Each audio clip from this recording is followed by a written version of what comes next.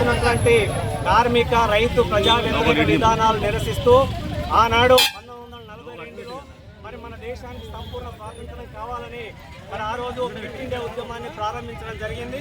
మరి అదే మాదిరిగా ఈరోజు మొత్తం పెట్టుబడిదారులకి దేశ సంపద మొత్తం దోసిపెడుతున్నటువంటి పరిస్థితి ఉంది. వాళ్ళకు అనుకూలంగా ఈరోజు కొట్లాడి సాధించుకున్నటువంటి కార్మిక చట్టాలని ఈరోజు 4 కోట్లుగా తీసుకొచ్చి మరి పెట్టుబడిదారులకు అనుకూలంగా మార్చడం జరిగింది. కార్మికులకి యూనియన్ పెట్టుకునే రైట్ లేదు, ఈఎస్ఐ లేదు, పిఎఫ్ లేదు, అట్లాగే కనీస వేతనాన్ని అమలు చేయడానికి కూడా సిద్ధపడట్లేదు.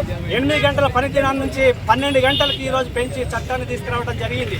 అంతేకాదు ఈరోజు వేలాది మంది, లక్షలాది మంది ప్రజలకు ఉపయోగపడేటటువంటి జాతీయ గ్రామీణ ఉపాధి హామీ చట్టాన్ని మార్చి ఈరోజు బీవీ గ్రామ్జీ అనే చట్టాన్ని తీసుకొచ్చింది. దీనివల్ల మొత్తం 40% రాష్ట్ర ప్రభుత్వ నిధులు కేటాయిస్తే తప్ప ఈ పని నడుస్తుంది, లేకపోతే ఈ పని మొత్తం కూడా మూలకపడేటటువంటి పరిస్థితి ఉంది. అందుకే జాతీయ గ్రామీణ ఉపాధి హామీ చట్టాన్ని యథావిధి కొనసాగించాలని డిమాండ్ చేస్తా ఉన్నాం.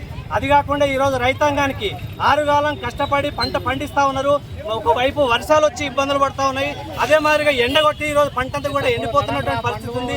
వీటన్నింటినీ కూడా తట్టుకొని రైతులు మరి కష్టపడి పంటంతా కూడా రోడ్డు మీదకి తెచ్చిన తర్వాత రోడ్డు మీద పోసినటువంటి ధాన్యాన్ని కొనలేనటువంటి పరిస్థితి, నెలల తరబడి ఉన్నటువంటి పరిస్థితి ఉంది.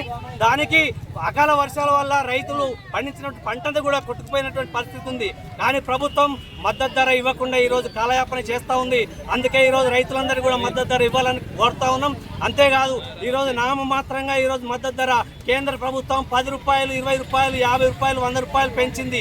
కానీ ఎరువులు, విత్తనాల ధరలను కూడా అమాంతంగా పెంచేసింది. ఇవాళ రైతులకు భారాలు మోపుతా ఉంది. అంతేకాదు ఈరోజు రైతులకి, పేదలకి పెట్టేటటువంటి, పేదలకు ఉపయోగపడేటటువంటి విద్యుత్ మొత్తం కూడా ప్రైవేట్ వాళ్ళకి ఇస్తా ఉన్నారు. ఈ ప్రైవేట్ వాళ్ళకి ఇవ్వడం వల్ల మొత్తం వాళ్ళ ఆదాయం పెంచుకోవడానికి స్మార్ట్ మీటర్లు తీసుకొస్తా ఉన్నారు. ఈ స్మార్ట్ మీటర్ల వల్ల మరి రైతులకి, పేదలకి నష్టం జరుగుతుంది. కాబట్టి ఈ స్మార్ట్ మీటర్లను రద్దు చేసుకోవాలని చెప్పేసి డిమాండ్ చేస్తున్నారు. ప్రధానంగా